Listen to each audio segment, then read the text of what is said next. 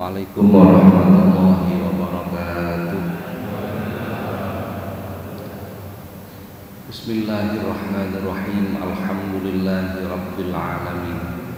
Wassalatu wassalamu ala asrafil anbiya'i wal mursalin Sayyidina wa maulana Muhammadin wa ala alihi wa ashabihi wa man tabi'ahum bi ihsanin ila yaumiddin.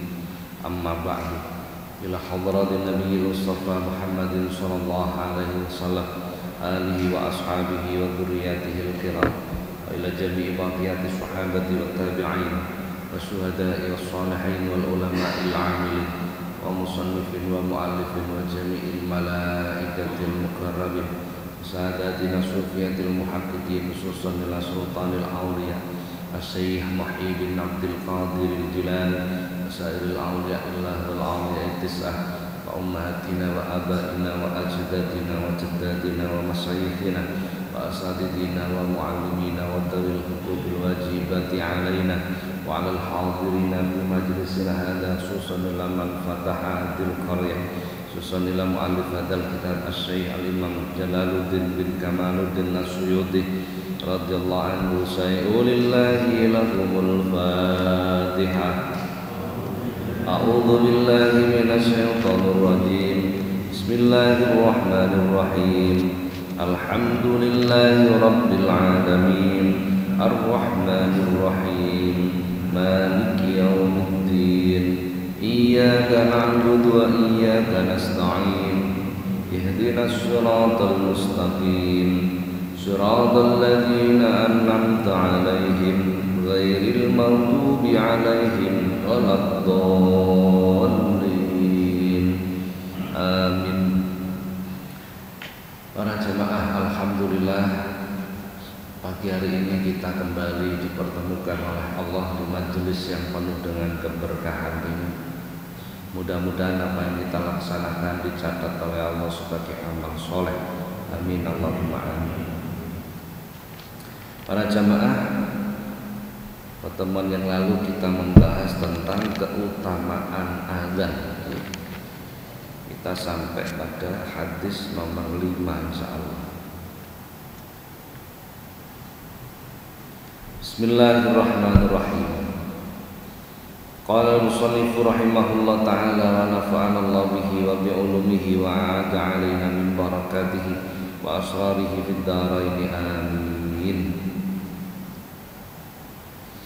Wa qala sallallahu alaihi wasallam alam dawuhnya Nabi sallallahu alaihi wasallam, lau ya'lamu lamun weruh sapa annasu menungso ma ing barang finidai kang tetep ing dalem adzan wasofil awali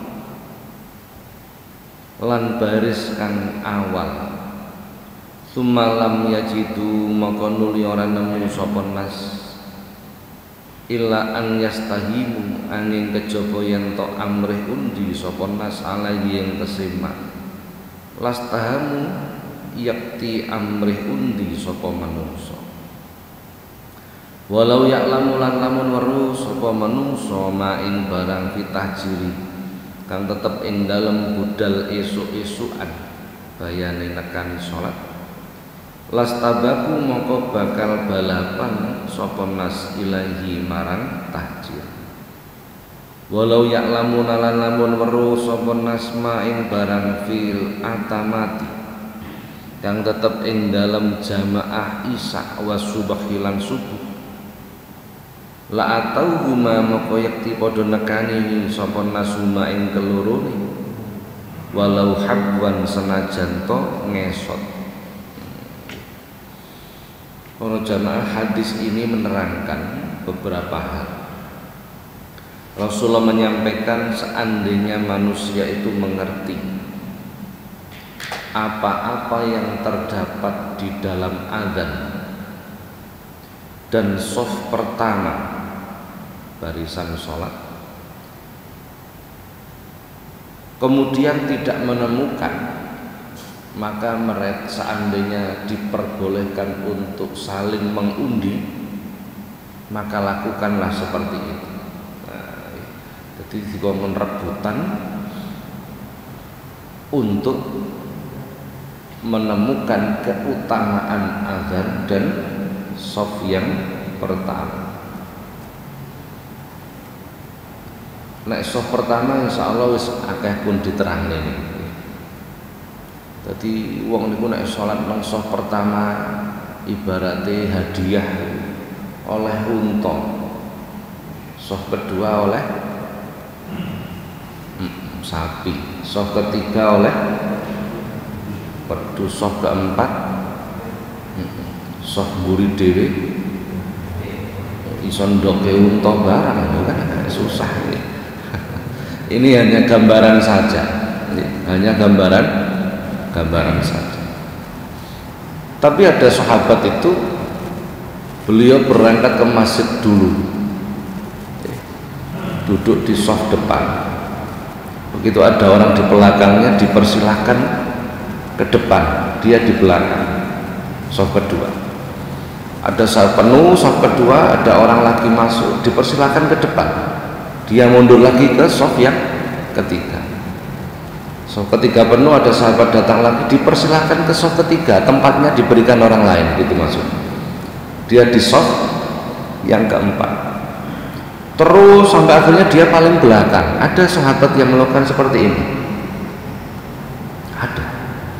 Ketika ditanya oleh sahabat lain, kenapa kau melakukan seperti itu? Bukankah shaf pertama itu lebih utama? Sahabat ini kemudian menyampaikan, Rasulullah itu pernah mengatakan, jadi Allah akan mengampuni dosa orang yang sholat dan orang yang di belakang orang sholat. Loh, berarti ngelakoni ini ya ono dalile. Jadi jangan mudah menyalahkan orang. Jangan mudah menyalahkan orang. Berebut di shaf pertama itu baik. Baik. Tapi ngelangkai pundake wong ketika shaf sudah rapat duduk Jumatan biasanya ngelangkai pundake wong, misah-misah pundak. Rasulullah mengatakan perbuatan seperti itu min ahlin nar, termasuk calon penduduk neraka. Coba bayangkan. Jadi walaupun disuruh berebut shaf pertama, tapi harus dengan etika yang baik. Lah, jadi harus pandai-pandai mengkorelasikan hadis. Jadi ojo nanti roh hadis siji rumangsane iku sing paling bener, jangan sampai seperti itu. Nanti menjadi salah kita. Nanti menjadi salah pun. Walau ya'lamu ma fit tahjiri la tasbiqu ilaihi. Seandainya manusia itu mengetahui apa-apa yang ada di dalam tahjir itu berangkat ngawali menuju masjid untuk melakukan sholat jamaah. Bahkan perbuatan orang-orang salaf itu adalah intidorus sholah bis sholah, menunggu sholat setelah sholat. Itu perbuatan orang-orang lama, orang-orang ulama-ulama zaman dahulu, menunggu sholat setelah sholat. Bar maghrib jamaah gak mulai ngenteni isya. Niki penak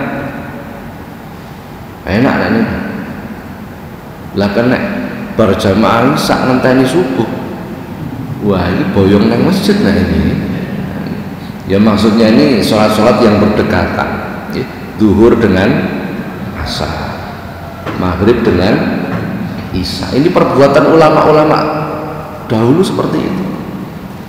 Jadi menunggu sholat setelah melakukan sholat. Artinya mereka banyak-banyak iktikaf di masjid. Nah, kalau jenengan iktikafnya kan teng kantor, ini iktikaf apa-apa kira-kira.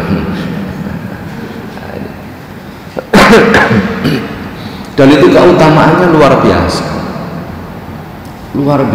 betul itu. Jadi masjid itu disebut Baitullah, rumahnya Allah. Orang yang masuk ke dalam masjid berarti menjadi tamunya Allah. Allah memerintahkan kita menghormati tamu, maka bila Allah menerima tamu pasti lebih menghormati, pasti. Berangkat ngawali menuju masjid untuk melakukan sholat jamaah. Walau ya'lamuna ma fil atamati was subhi la atauhuma walau habwa. Seandainya manusia itu mengetahui apa-apa yang terdapat di dalam sholat jamaah isya dan jamaah subuh, pasti mereka akan mendatanginya walaupun sambil merangkak. Saking luar biasanya keutamaan jamaah isya dan jamaah subuh. Hadis yang lain Rasulullah menyatakan, man syahidal asya'a faka'annama qoma nisful lail wa man syahidas subha faka'annama qoma lailah. Barang siapa yang bisa melakukan sholat jamaah isya, maka seolah-olah dia melakukan sholat separuh malam. Barang siapa yang bisa sholat jamaah subuh, maka seolah-olah dia sama dengan melakukan sholat sepanjang malam. Ini keutamaan. Kira-kira Allah sampean kuat separuh wengi sholat ya. Terawih aja. Padahal sahabat itu sholatnya luar biasa. Abdullah bin Amr bin As itu semalam 500 rakaat. Bahkan ada sahabat yang semalam 1000 rakaat. Sholat, hobi sholat. Ada yang sholatnya sedikit sholatnya. Jadi ba'diyah isya itu cuma 2 rakaat, tapi 2 rakaatnya ba'diyah isya ini selesainya itu tarhim subuh loh. Walaupun 2 rakaat tapi suratnya yang dibaca panjang. Ada yang jumlah rakaatnya yang diperbanyak. Nah, silahkan dipilih. Kalau jenengan koyo gelem sholat wis alhamdulillah kula jenengan. Nah, ini keutamaan adzan soft pertama, berangkat ngawali, dan jamaah isya serta subuh. Artinya apa? Allah itu memberikan peluang kepada kita memperbanyak pahala. Jadi kok ana wong muslim niku sepi ganjaran kebuacut. Kan begitu, ringkasnya seperti itu. Orang Islam itu kok pahalanya sedikit, sungguh keterlaluan. Karena begitu banyak alternatif untuk dipilih. Di orang Islam kok pahalanya sedikit, itu berarti nemen lah. Ya mbuh nemen saking bodone, apa saking gak ngerti nih, atau saking males. Keterlaluan betul itu. Apun. Rasulullah menyampaikan, lan yasba'a mu'min min khairin hatta yakuna muntahahul jannah. Orang mukmin itu tidak akan pernah puas untuk melakukan kebaikan sehingga dia betul-betul mengerti tempatnya di surga. Itu tanda orang mukmin itu. Jadi melakukan kebaikan tidak pernah puas sampai dia benar-benar tahu tempatnya di surga. Kapan kita tahu tempat kita di surga itu? Kapan kita pasti tahu tempat kita di surga itu? Kapan kira-kira? Ya nek wis nazak itu kita baru tahu tempat kita nanti di mana. Jadi ketika orang akan mati menjelang meninggal itu, diceritakan dalam kitab, malaikat itu membawa kain kafan. Kalau amalnya jelek itu kafan itu diambilkan dari neraka. Jadi orang yang mau mati itu tahu akan bertempat di mana, itu tahu dia. Diketoki gampangannya ini, diketoki neraka. Nek wong apik diketoki swarga. Jadi prosesnya cuma begitu saja sebenarnya. Begitu swayai, malaikat turun membawa kain kafan. Nek wong apik diketoki swarga. begitu tampak surga di hadapannya, seneng, ruhnya itu keluar dengan sendirinya, mencolot karepe dhewe, saking ditampani malaikat namanya malaikat Israil. Jadi Israil itu tidak seperti bayangan kita duduti nyawa, enggak, wis padha karo bidan lah kurang lebih. Jadi mek nunggu iki buka piro nganguk wis ngono tok, begitu keluar ditampani, sudah begitu saja. Kalau orang itu amalnya sayyi'ah, amalnya jelek, diketoki neraka, sehingga ruh itu tidak berani keluar, takut untuk keluar. Lho karo malaikat Israil dideloki, iki buka telu kok mandek, iki mogok iya napa, wis wayahe metu kok gak gelem, lah barulah diambil tindakan namanya operasi. Nah, dicekel ruwe. Itu orang jelek itu begitu, diambil paksa dengan malaikat Israil. Jadi seperti itu nanti. Kamu gak usah takon, jangan kok semerap Pak, gak usah takon ngono, kula panitia ya, jadi ngerti. Maksudnya ada keterangannya seperti itu gitu loh maksudnya. Jadi banyak diterangkan dalam kitab-kitab itu, SOP-nya itu seperti itu. Nah, maka orang mukmin itu tidak pernah merasa puas melakukan kebaikan-kebaikan terus. Jadi lain. Sementara kita itu terkadang mudah merasa puas. Nah, iso nglakoni sembahyang tahajud terus rumangsane dadi wong paling apik sak donya lho. Rumangsane seperti ya. Kalau kita sudah bersedekah dengan uang yang banyak, rumangsane wis dadi wong sing paling apik. Kalau dalam kitab Ihya itu disebut orang yang gurur, orang yang tertipu. Orang yang tertipu sebenarnya. Jadi dia merasa dirinya telah menjadi orang baik karena melakukan satu hal, padahal yang ditinggalkan banyak hal. Nah, kita ini diperintah udkhulu fis silmi kafah, masuklah engkau ke dalam Islam itu secara menyeluruh, ojo pilih-pilih. Terus aku tak wiridan naik, aku nak poso gak kuat, ndak begitu perintahnya. Aku tak sedekahai, aku nak sembahyang bengi nggak kuat, nggak begitu perintahnya. Ini walaupun orang itu kemampuannya terbatas, tetapi tidak boleh pilih-pilih. Terus aku tak sembahyang 5 waktu aja, poso Ramadan aku gak kuat, nggak boleh. Ya kudu sembahyang 5 waktu, ya kudu poso Ramadan, ya kudu tolabul, karena semua wajib. Ibaratnya sampean pilih pundi, kedep apa ambekan? Pilih pundi, kedep apa ambekan kira-kira? Kan gak kena dipilih, kudu dipilih kabeh. Apun. Rasulullah mengatakan al-muhajiru man hajara su'a wal mujahidu man jahada hawa. Al-muhajiru orang yang hijrah itu adalah man hajara su'a, orang yang meninggalkan kejelekan. Wal mujahid adapun orang-orang yang berjihad, man jahada hawahu adalah orang yang berperang melawan kesenangannya. Di hijrah itu meninggalkan kejelekan, jihad itu melawan kesenangan, yang dilawan hawa itu kesenangan,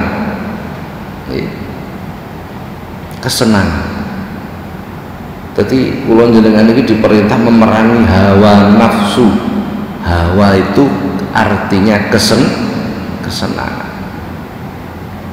Apa yang menjadi kesenangan dilawan, kecuali kesenangan itu menghamba kepada Allah.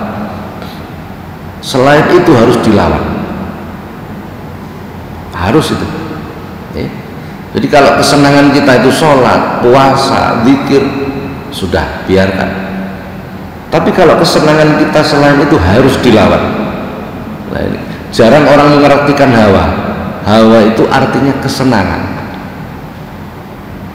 seneng duren harus dilawan, nek gak dilawan gak suwi apa darah tinggi, pasti itu sudah. Jadi menyenangi sesuatu selain yang diridhoi Allah itu akan membawa dampak, walaupun itu perkara yang mubah. Apa mubah itu? Diperbolehkan. Mangan duren itu kan boleh, hukumnya boleh kan. Tapi kalau kita senang, maka akan menumbuhkan berlebihan. Ketika berlebihan itu pasti muncul masalah, pasti.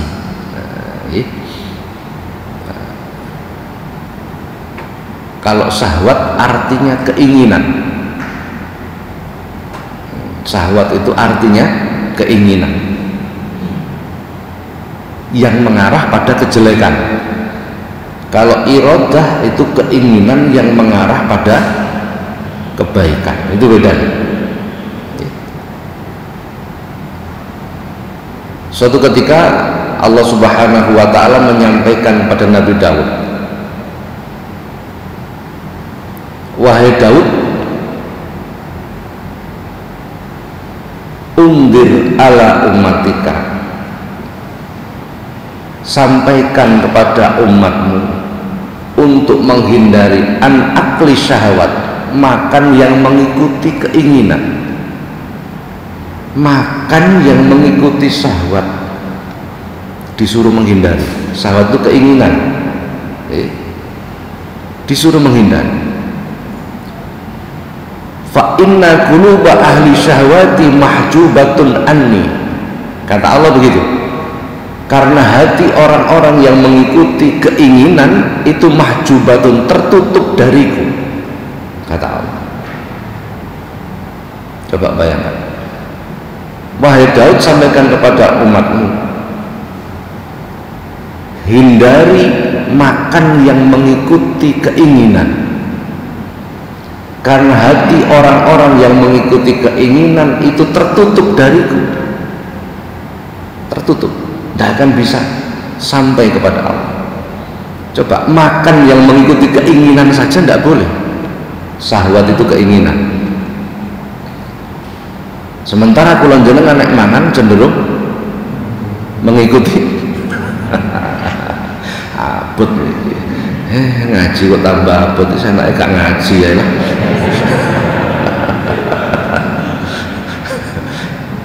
Betul lah.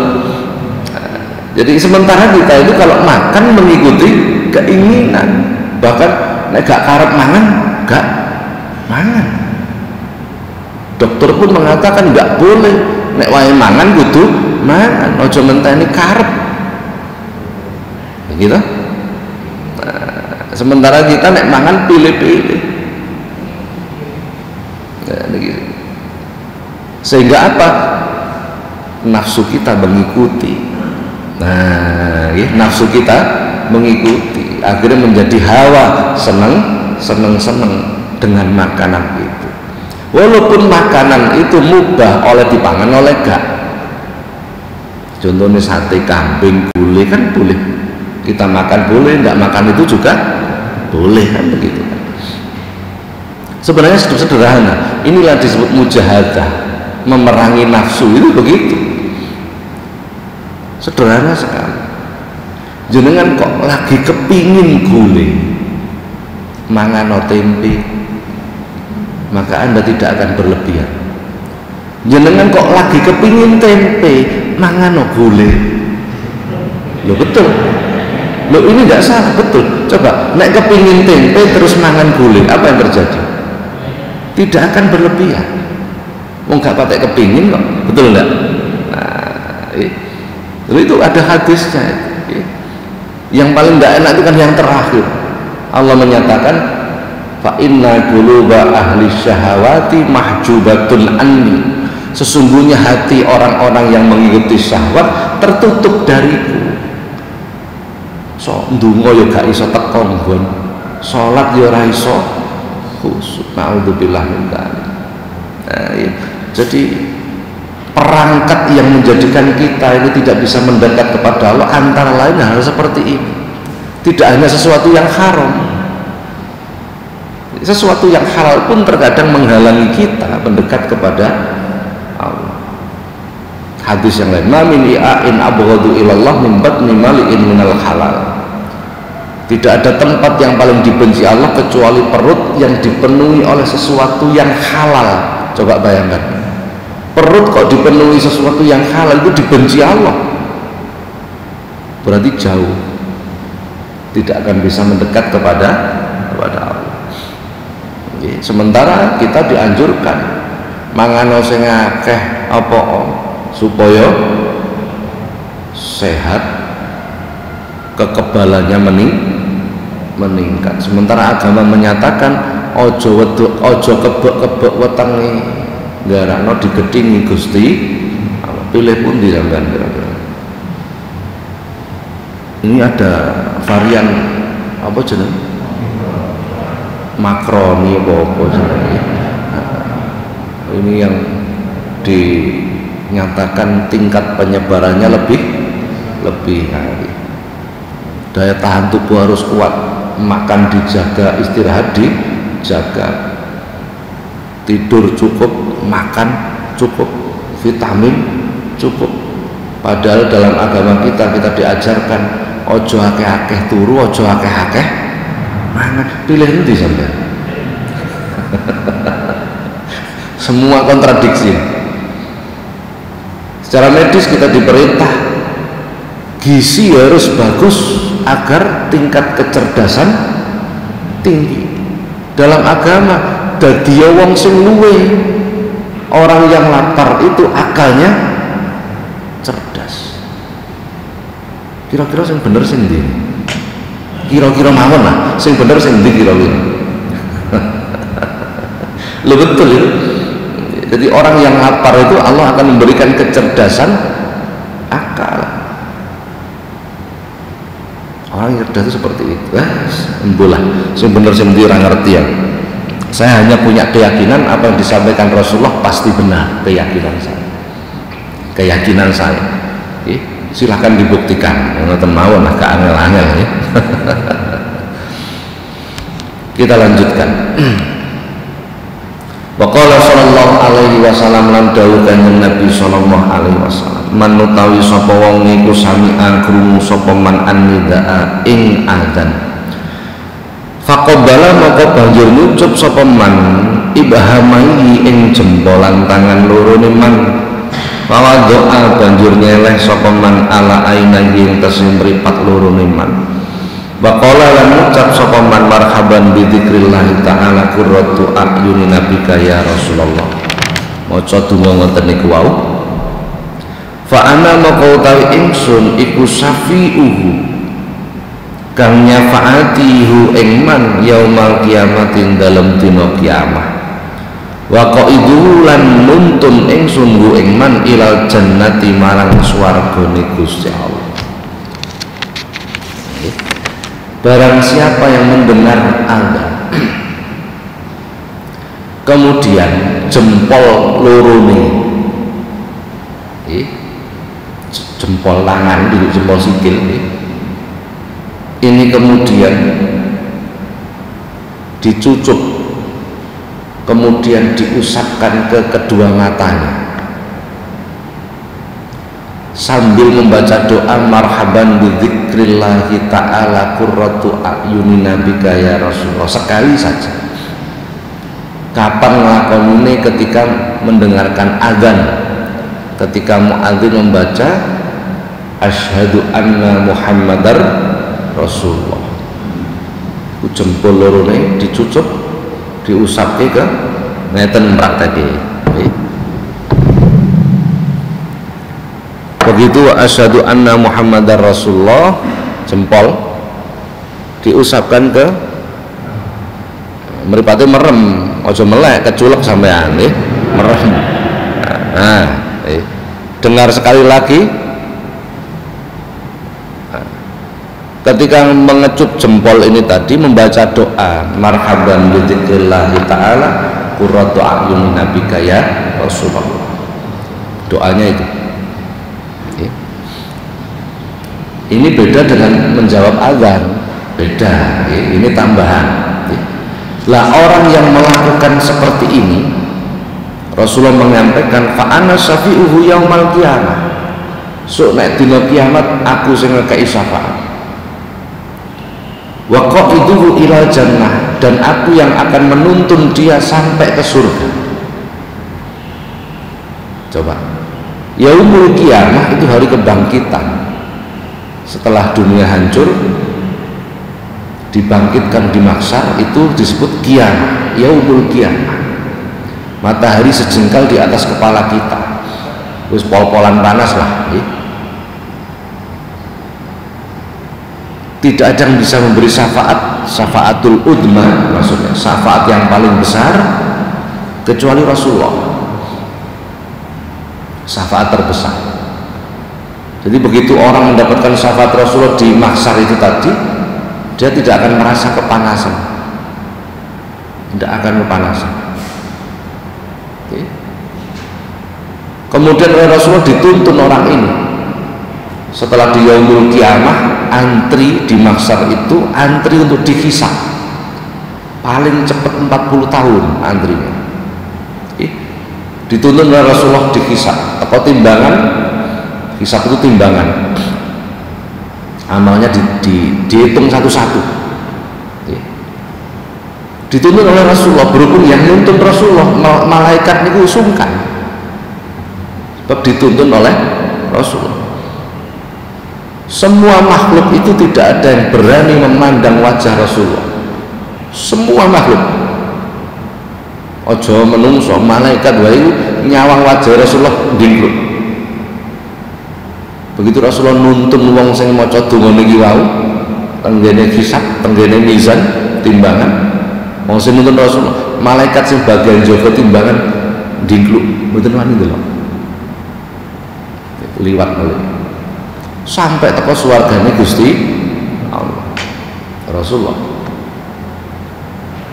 bebas, ora katik bayar pitol, bebas. Niki tungan marhaban bi dzikrillah taala qurratu a'yuni nabika ya Rasulullah. Nah, ini bisa diamalkan, itu gampang, dungane yo gak dawa. Jadi sing nulis kitab ini juga paham. Nek sing ngrungokno gak patek iso hafal donga sing dawa-dawa niku pun paham nggih. Ana dikeki sing ndek-ndek. Asal. Lah hal seperti ini kita butuh. Syafaat itu artinya bantuan. Bantuan. Arti dari syafaat itu bantuan. Bantuan itu dari banyak orang. Terkadang orang tua bantu anak, terkadang anak bantu orang tua, terkadang guru-guru kita membantu kita. Syafaat namanya. Besok di hari kiamat, dalam sebuah hadis Rasulullah menyampaikan yasfa'u yaumal qiyamah salasa, 3 golongan ketika hari kiamat besok dia akan bisa memberikan syafaat. Siapa? Pertama al-anbiya, para nabi. Yang kedua tsummal ulama, para ulama. Yang ketiga summa syuhada, orang-orang yang mati syahid. Bagaimana prosesnya? Panjenengan jamaah Masjid Mukimuddin aktif melu ngaji karo gurune, sok nek dina kiamat maka akan mudah menemukan gurunya. Gurune jenengan nggawa gendera cilik, jamaah Mukimuddin, jenengan mesti ketemu karo gurune, pasti itu. Begitu ketemu gurune mengantarkan kepada gurunya. Gurunya tadi membawa bendera lebih besar, kumpul. Begitu ketemu gurune, diantarkan kepada gurunya lagi yang membawa bendera lebih besar, kelompoknya otomatis lebih banyak. Diajak lagi ketemu gurunya lagi, gurunya sampai bertemu Rasulullah, baru diberi syafaat. Jadi bantuan para ulama adalah menemukan kita dengan gurunya sampai Rasul. Ini syafaatnya para ulama di yaumul qiyamah nanti. Lah ketika bertemu Rasulullah baru diberikan syafaatul udma, syafaat yang besar. Ora kepanasan langsa piturutan itu. Kan iki golek guru sing ana sanate. Nggih. Sampeyan kok ngaji dateng Romo Kiai Gogel radhiyallahu anhu. Iki ora iso ketemu Kanjeng Nabi. Ndak ada sanadnya. Al isnadu minad din. Laulal isnad laqala man sa'a ma sa'a. Sanad itu bagian dari agama. Seandainya tidak ada sanad, pasti orang itu akan mengatakan sekehendak hatinya sendiri. Oke? Agama itu tidak boleh sampai berkata menurut saya seperti ini, tidak boleh. Coba Anda bayangkan ketika urusan agama setiap orang mengatakan seperti itu, harus rusak loh. Sholat itu menurut saya seperti ini, kan bejat kabeh. Tidak boleh kan? Nah, urusan agama loh, ini urusan. Kalau selain agama monggo. Zakat itu menurut saya sing enak saulan pisan loh, merubah aturan ini namanya. Tidak boleh. Maka sanad itu penting. Seandainya tidak ada sanad, orang itu akan mengatakan seenaknya sendiri. Akhirnya mengatakan pendapatku ini, tidak boleh itu.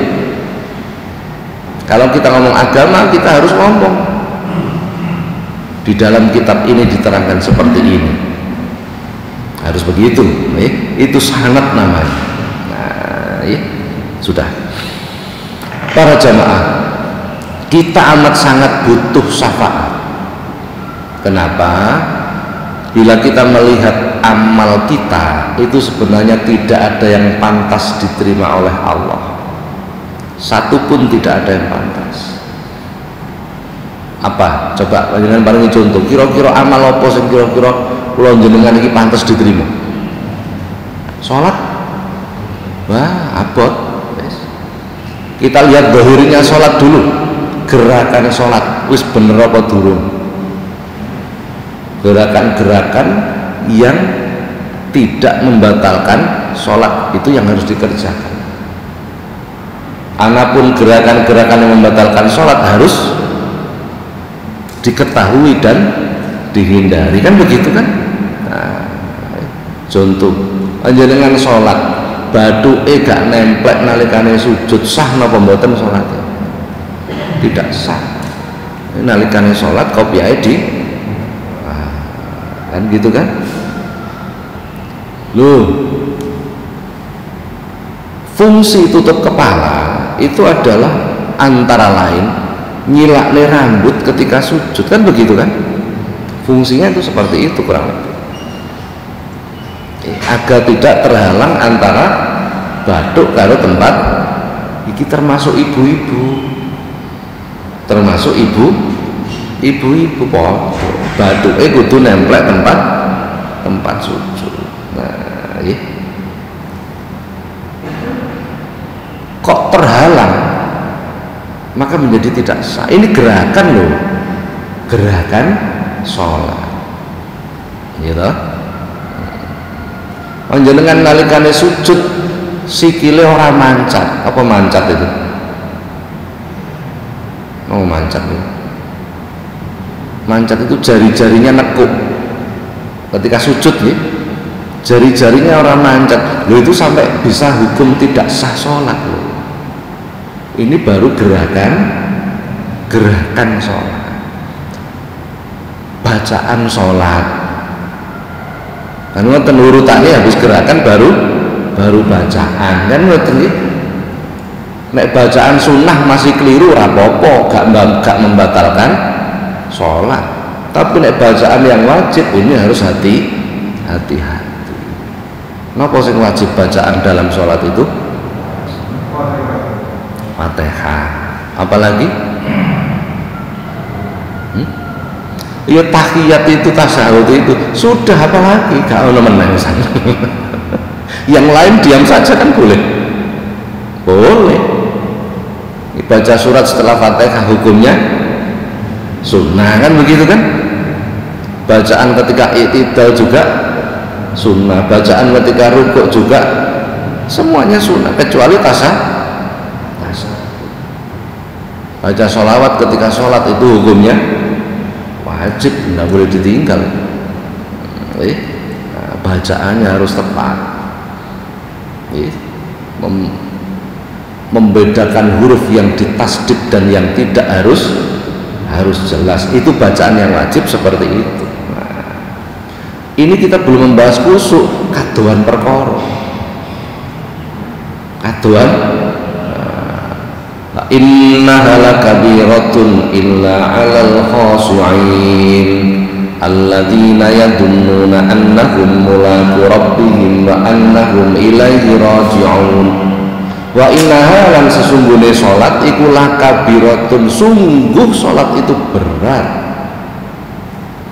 Padahal nek petang rakaat Quran menyebut salat itu sungguh berat. Illa lal khashi'in, kecuali bagi orang-orang yang khusyuk. Siapa mereka? Adalah orang yang merasa ketika sholat itu bertemu dengan Allah.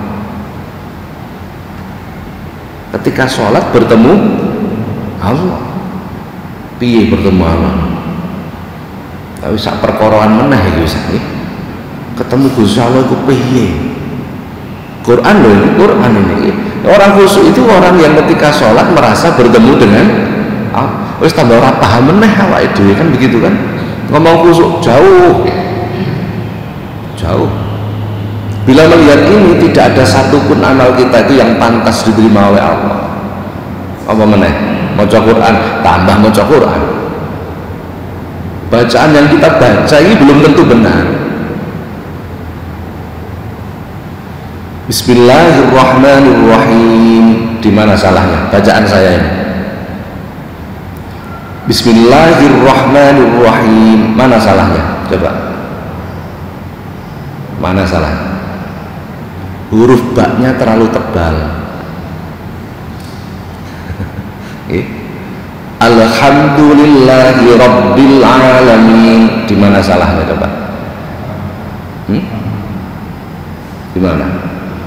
Kol-kolan lam, orang-orang kol-kolan lam itu membaca alham salah, harusnya membaca alha, tidak boleh dibaca alha. Ini sih bacaan loh nih, ini masih bacaan. Ar-Rahmanir-Rahim, gimana salahnya? Mau coba tajwid meneh kapan-kapan mawon lagi bahas ini. Ini baru berupa bacaan. Padahal khusyuk itu tidak hanya bacaan, tetapi menghadap kepada Allah. Fawailul lil musallin alladzina hum an salatihim sahun. Masuk neraka orang-orang yang ketika sholat lupa kepada Tuhannya, berarti tidak menghadap kepada Allah. Maca Quran niku nalikane maca bacaane ya sing apik, nalikane maca karena yang dibaca itu kalamullah, maka hendaknya menghadap kepada Allah. Sedekah kira-kira diterima apa ora? Durung karuan. Sedekah itu dihitung karo Gusti Allah. Harta yang disedekahkan itu dari sesuatu yang halal atau yang haram. Bila kita bersedekah dari sesuatu yang haram, karo Gusti Allah disediakan ten neraka niku panggonan. Namanya Baitul Haram. Bila kita sedekah dari sesuatu yang haram, orang mlebu swarga, mlebu neraka. Senajan sedekah, karena yang kita sedekahkan sesuatu yang haram. Yang dihitung gitu kemudian dinilai lagi oleh Allah. Sedekah itu pingin apa? Pingin badi sedekah 1000 dijoli 10.000. Apa pingin adoh blai sedekah iku tolak balak? Apa pingin swarga? Yang ketiga-tiganya ini tidak disebut sedekah yang ikhlas. Nah, sedekah yang ikhlas enggak kepingin ini semua sudah. Itu baru disebut ikhlas. Sementara kita dimotivasi terus. Kowe nek kepengin ndang sugih sedekah, rusak toh? Rusak ora kira-kira. Nah, maka kita butuh syafaat ini. Laula jamilu satrihi lam yakun amalun ahlan lil qabul. Hikam. Seandainya tidak ada keindahan tutupnya Allah, satupun amal kita itu tidak ada yang pantas diterima oleh Allah. Terkadang Allah itu nggak terlalu ngoreksi gitu. Amal kita nggak terlalu dikoreksi terkadang, karena kita menyadari kekurangan kita. Akhirnya kalau Gusti Allah gak patut dikoreksi. Atau terkadang kita mendapatkan syafaat dari Rasulullah, ditulungi kalau Rasulullah, sehingga tidak terlalu diperhatikan oleh lainnya. Nemen butuh syafaat. Pun para jamaah sampai situ dulu menerangkan fadilah adzan. Jadi nek adzan, burung adzan teko kalimat asyhadu anna Muhammadar Rasulullah, jempolnya dicucuk maca donga marhaban bi dzikrillah taala qurratu ayun nabika ya Rasulullah, diusape neng mripat. Aja lali kaya diusap ning mripate merem. Nggih. Nek gak ngono jenenge nyulak mripat. Namun barangkali ada pertanyaan, dipersilahkan. Nggih, monggo. Seperti pertemuan kita ini, apakah kami bisa bersamakan atau ada ukuran intensitas pertemuan? Misalnya harus seperti pondok pesantren, ketemu tiap hari. Makanya satu dan dua kali samatnya menggunakan pikirannya. Nggih. Ini pertanyaan yang berat ini sebenarnya. Untuk bisa sambung sanad itu dibutuhkan kurang lebih syarat-syaratnya apa saja mungkin nih. Jadi sambung sanad itu tidak mesti intensitas itu mempengaruhi, harus setiap hari atau sebulan sekali, tidak. Untuk bisa sambung sanad itu tidak mesti begitu. Tergantung apa yang disanadkan. Saya mendapat hadis musalsal, hadis yang musalsal sambung sampai Rasulullah. Antara lain musalsal bil Fatihah, bacaan Fatihah saya disahihkan guru saya, sebagaimana disahihkan gurunya sampai Rasulullah. Ini hadis musalsal bil Fatihah namanya. Panjenengan maca Fatihah, saya semak, saya mengatakan benar, maka sanad hadis ini turun ke jenengan. Umpama saya nomor 43, jenengan nomor 44. Dengan cara menyimak sebagaimana Rasulullah menyimak para sahabat. Berarti langsung.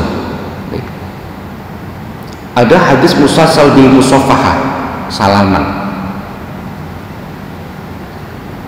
Guru saya pernah menyalami saya, atau saya meminta disalami guru saya sebagaimana Rasulullah menyalami para sahabat. CJ salamannya beda, enggak seperti dia, enggak beda. Bahkan dengan akad sofikni karena sofakta, begitu kalimatnya ini. Nah, ketika panjenengan melakukan salaman yang seperti itu dengan saya, maka Anda otomatis sudah memegang sanad nomor berikutnya.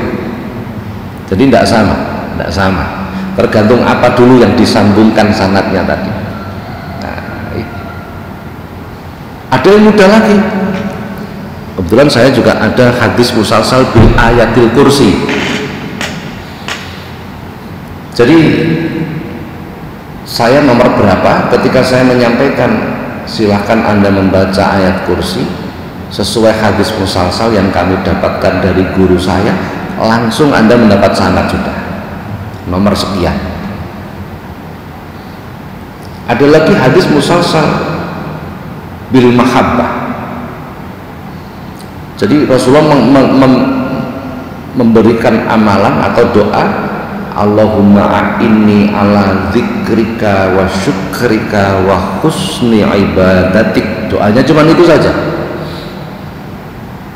Saya sampai lupa saya nomor berapa itu, 30 berapa lupa saya. Dibaca setelah selesai salam.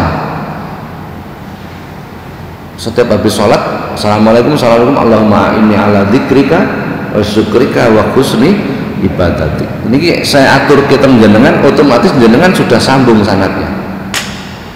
Nggak pakai salaman, nggak pakai membaca saya koreksi, nggak, langsung, karena berupa amalan. Nah, sambung sudah sanadnya. Dalam bidang keilmuan atau kitab, umpama keilmuan kitab Lubabul Hadis, saya dari guru saya dari gurunya dan seterusnya. Ketika khatam kitab ini selesai kami bacakan, kemudian kami mengijazahkan kitab ini, saat itulah sambung sanad ilmunya. Nah, terus tergantung apa yang disambungkan nanti sanadnya. Jadi kalau kepingin sambung sanad satu kitab ini, maka biasanya setelah selesai kami ijazahkan, saat itulah sambung kitab ini sanad. Ngoten Bapak. Jadi tidak mesti intensitas, tidak mesti. Saya pernah, masya Allah, wonten saya anggap sebagai guru saya, walaupun saya bertemu cuma sekali. Jadi ada orang alim, ketika kami bertemu, kemudian beliau memberi ijazah, santrinya diundang, jupune kitab sing lemari kono ditumpuk, dibuka kitabnya, ajas tukar, saya diberi ijazah, saya terima, tidak pakai dibaca ini, dibuka kitabnya, ajas tukar, diberi lagi, ajas tukar. Keberapa kitab belum buka kitab, iki mu'alife gak tekoy. Apa mu'alif itu? Pengarangnya kitab. Ini pengarangnya tidak hadir, tidak jadi diijazahkan. Jadi yang diijazahkan waktu itu adalah yang pengarangnya hadir. Lu pengarangnya ya wis mati kabeh. Jadi ketika dibuka hadir, diberikan ke saya. Yang nggak hadir nggak diberikan. Masya Allah. Oh, no wong koyo ngono ternyata nih. Masya Allah. Jadi nggak mesti juga, nggak mesti seperti itu. Jadi biasanya setelah khatam kami memang memberikan ijazah secara ijmal. Ijmal itu global, satu kitab. Bagi yang ingin mengamalkan silakan mengamalkan, yang ingin mengajarkan silahkan mengajarkan. Nah, itu berarti telah sambung sanad. Ngoten Bapak. Nggih, monggo. Misalnya terjadi perbedaan jadi misalnya dari Bapak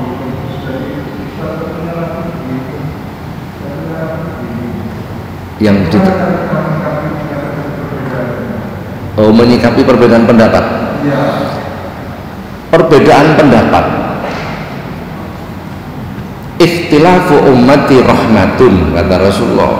Perbedaan pendapat di kalangan umatku itu merupakan rahmat. Jadi justru merupakan rahmat. Jadi kita itu terbiasa dengan beda pendapat, asalkan pendapat itu bisa dipertanggungjawabkan. Ini kuncinya. Ini kuncinya. Jadi perbedaan itu biasa, asalkan bisa dipertanggungjawabkan. Artinya dipertanggungjawabkan secara ilmiah, tidak mengada-ada. Buktinya apa? Kita ini dalam urusan fikih bermadhab 4. Berarti kan beda sudah. Beda.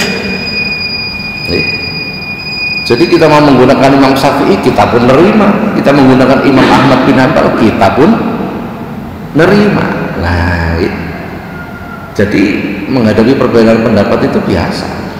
Silahkan diambil mana yang sekiranya pertama mampu, kedua merasa cocok. Nah, sudah itu saja, sederhana kan?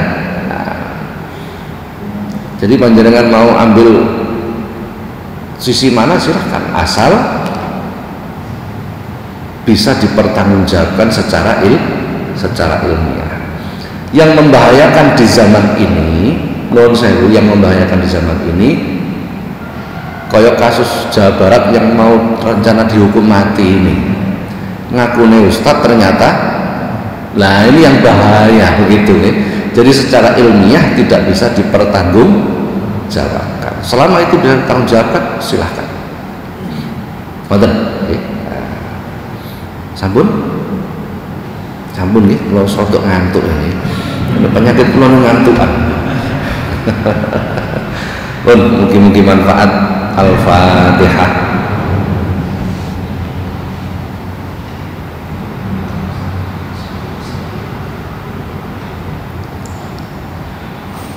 Assalamualaikum warahmatullahi wabarakatuh.